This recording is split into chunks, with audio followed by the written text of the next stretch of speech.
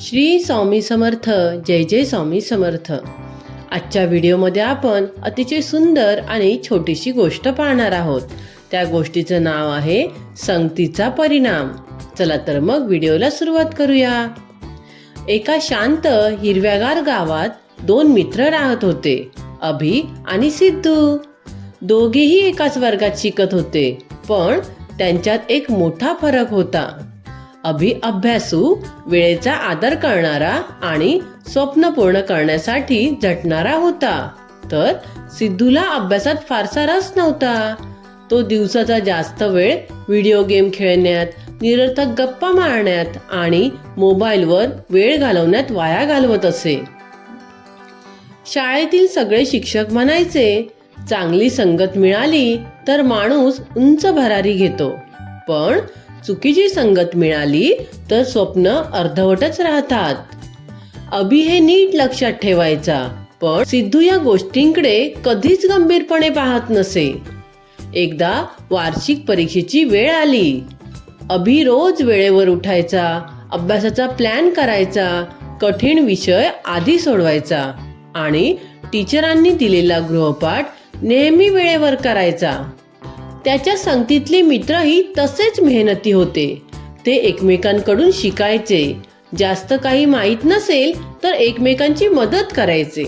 दुसरीकडे सिद्धूचे मित्र मात्र अभ्यासापेक्षा गेमिंगमध्ये, उगाच वाया जाणाऱ्या मस्तीमध्ये आणि फिरण्यात रमलेले होते.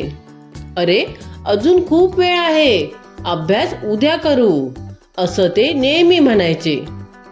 सिद्धूला पण त्यांची संगत आवडत होती आणि हळूहळू तो अभ्यासापासून आणखी दूर जात गेला. परीक्षेचा पहिला पेपर झाला. अभि आत्मविश्वासाने हसत बाहेर आला, तर सिद्धू चिंतेने ओरडला, अरे, एवढे कठीण प्रश्न कुठून आले? अभिने त्याला शांतपणे सांगितले, प्रश्न कठीण नाहीत, आपण केलेली तयारी कमी असते. सिद्धूला तेव्हा जाणवलं की त्याची संगतच त्याला मागे खेचत आहे. परीक्षेचे निकाल लागले तेव्हा शाळेत आनंदाचा माहोल होता. अभि पहिल्या 5 विद्यार्थ्यांमध्ये आला होता. शाळेत त्याचा सत्कार झाला. आई बाबांना अभिमान वाटला, तर सिद्धूला मात्र आपले कमी गुण पाहून लाज वाटली. त्याचे मित्र मात्र कोणालाच काही फरक पडत नसल्यासारखे पुन्हा त्या जुन्या सवयींकडे वळले.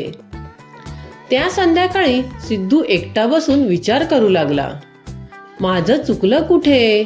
अभ्यास तर अभिनेही तितकाच कठीण केला असेल, मग तो पुढे कसा गेला? त्याला उत्तर स्वतःच्या मनातच सापडलं. चांगली संगत, ज्यांच्या सोबत राहतो त्यांच्यासारखे आपणही बनत जातो. अभि मेहनती मित्रांसोबत होता, त्यामुळे तोही अधिक मेहनती बनला आणि मी चुकीच्या संगतीत राहून माझाच वेळ, स्वप्ने आणि भविष्य वाया घालवलं.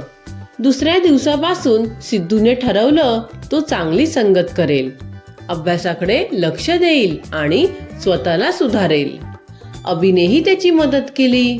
हळूहळू सिद्धूची सवय बदलत गेली आणि पुढील वर्षी तोही वर्गात चांगले गुण मिळवून पास झाला. आता मुलांनो, या गोष्टीमधून आपण काय बोध घ्यायला पाहिजे? तर संगत माणसाचं भविष्य ठरवते. चांगल्या मित्रांची साथ मिळाली तर अभ्यासात आणि आयुष्यात दोन्ही ठिकाणी प्रगती होते. चुकीची संगत माणसाला मागे ढकलते. म्हणून नेहमी चांगली विचारसरणी आणि चांगली संगत निवडा.